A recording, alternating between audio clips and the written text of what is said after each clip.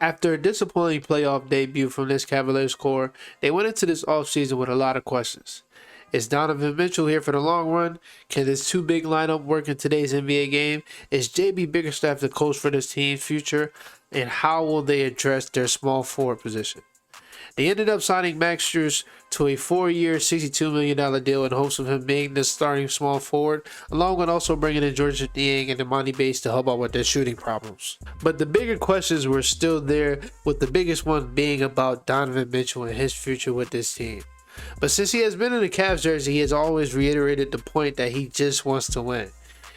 And this Cavs team wasn't doing that to start the season.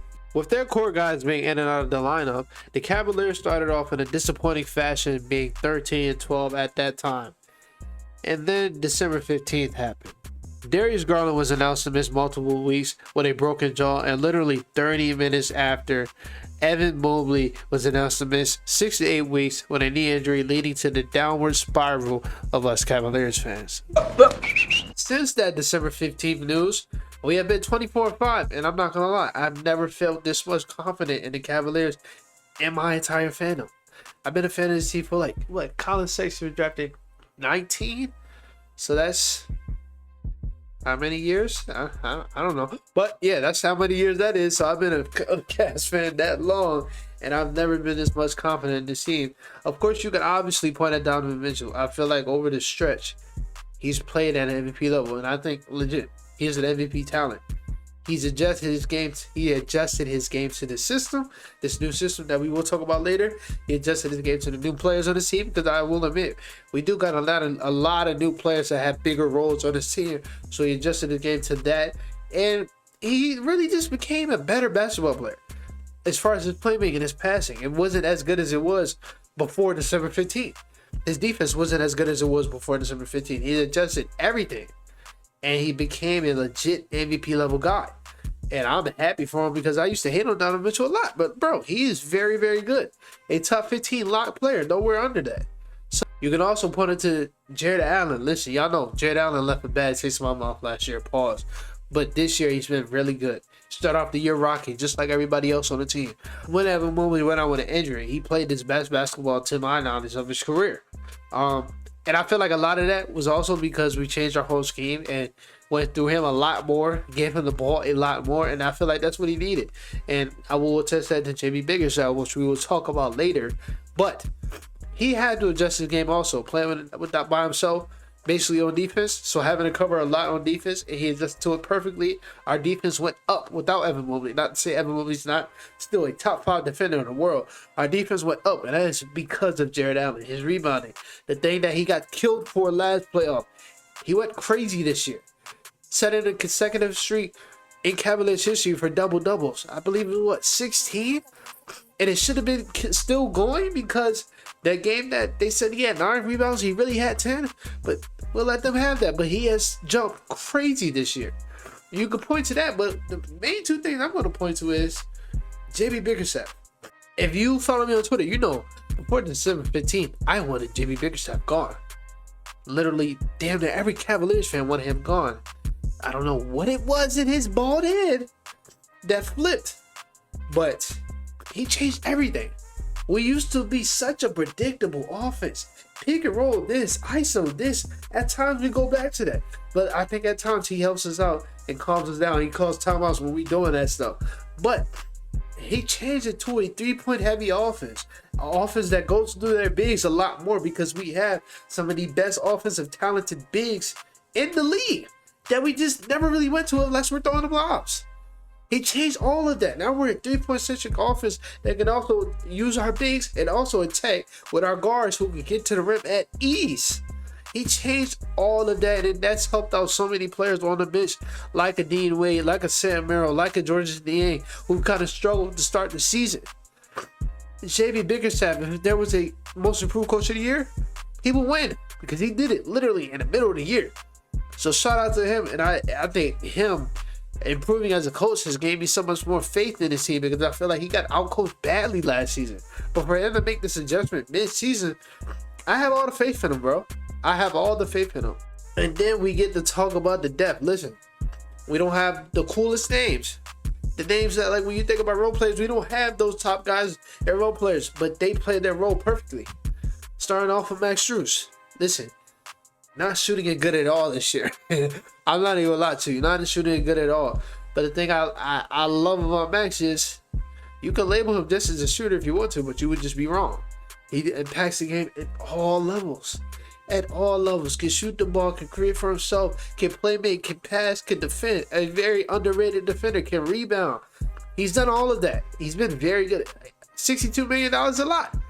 Because we asked him to shoot it. He hasn't been shooting good. But the threat of Max Strus is going to help us out because, no offense to Isaac Okoro, we'll talk about him later because he has been going crazy. Last year, DG and Donovan Mitchell would drop to the hoop. Okay, the Knicks, I'm doubling you. Because look, why do I give a fuck about Isaac Okoro? We're not doubling off of Max Strus. And that's one of the main reasons why I love him, bro. Because even if he's shooting bad, they're still going to stay out there. Because he has the potential to go out there and hit 6 threes in a game. And you will lose. Caris LeVert has been very, very good. I think Caris LeVert is underrated. At times, I don't like him on the team because they play him with DG, and DG is so passive and pisses me off. And Caris do make a lot of dumb decisions, but Caris has been very good this year. I think he's the top 3 6-man a year candidate. Won't really get the credit for it, I understand, but I thought when Darius Garland went out, he was going to go to the starting lineup. But no, he stayed off the bench, played his role perfectly, and helped us out a lot. It was a very, very good playmaker going into this time when we didn't have DG. His scoring stepped up. His defense stepped up. The thing he doesn't give credit for at all is his defense. A very, very good defender. And that's why I was super, super hesitant to trade him during the deadline because he is one of our wing defenders, one of our versatile defenders. He's been very good. We found 2 gems. Damn near 3, 4. I'm not gonna. We found 4 gems during this time. Sam Merrill couldn't find the minutes to save his life his first few years in his career. Won an NBA championship, but couldn't find minutes to save his life.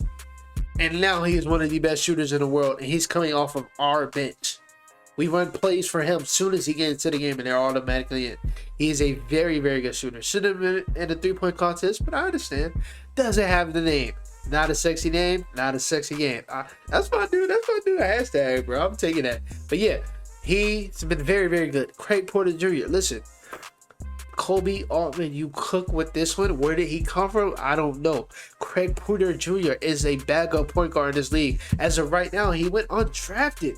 Why? Why do we just keep skipping these 4-year guys coming out of college, bro? They're ready to play right now. The fact that we got him, I was so happy because I know if we didn't get him in a year, we'd be seeing him in the Heat jersey in the playoffs going crazy. Because that's how good he is. He went crazy when Darius Garland dropped. He went crazy, even though some games he didn't play because at that time we started to get a little bit more healthy. But he has been very, very good his rookie season. And if he was on anybody else's team, he would be a rookie of the year candidate. We just have a lot of guards, so sometimes he doesn't play.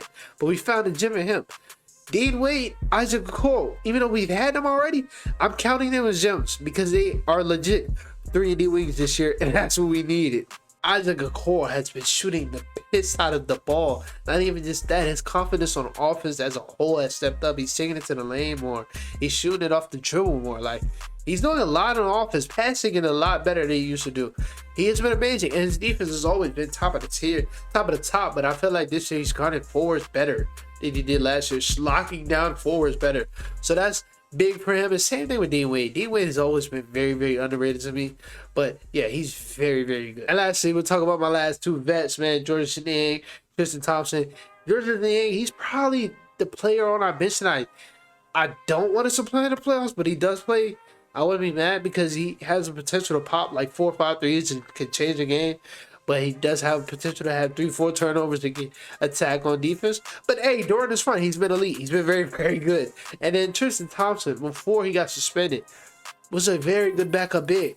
And I was kind of scared when Evan Mobley went down because normally what we do is Evan Mobley is in or Jared Allen is in at all times. But when he went down, I was like, bro, who's going to be our backup? What are we going to do? Are we going to go small? No. Tristan Thompson is still a very good center coming off the bench. He's been very, very good for us, and they're our vets. They're getting your face. They argue with you. They push you. They punch you. Like they're the guys we needed. They're not going to get punked like we got punked last year. We need those type of guys on this team. So this team has been very, very good, very, very deep. Now let's talk about the playoffs. This is the most open the NBA has been in a long time. Like last year, I kind of understood maybe like in February the Nuggets is going to take it. This year I don't know. Nuggets don't look that scary.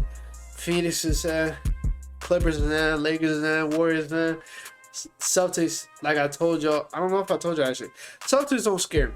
Just because how good we match up with them since the last 3 years since we had this double big lineup, they don't scare me at all. And we played them this year and we lost one because we didn't have DG, but the second time they just closed the game out a lot better. That was during the time when we were the ISO heavy pick and roll team. Now we're not that anymore.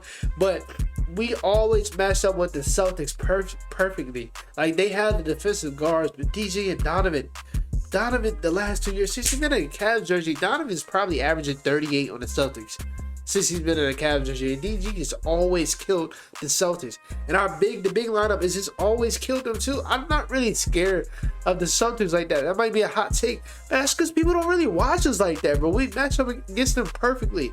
The two teams I'm scared of is the Knicks and the Heat.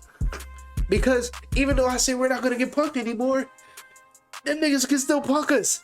Because that's just their style. They're gritty. They're tough. And these niggas added OG Anunoby. And the other team has Jimmy Butler, Bam, Eric Spoelstra. Like, those are teams that actually scare me. But the Celtics, they don't scare me. They're soft. Soft as baby shit. They're soft, bro. I do think we're legit contenders. I'm not going to lie. I think we match up perfectly with a lot of teams in the East. And I think in the West, we could beat damn near every team over there in 7 games. It's just a lot of people won't agree with me because last year was so bad and we're so young, and I understand, but like this is a different team, and I beg y'all to watch, bro. We are a very different team. We're a scary team. So let me know how you think about this video, man. I gotta end. I'm sick, bro. I'm sick as hell. I gotta end this, but I'll tell y'all later.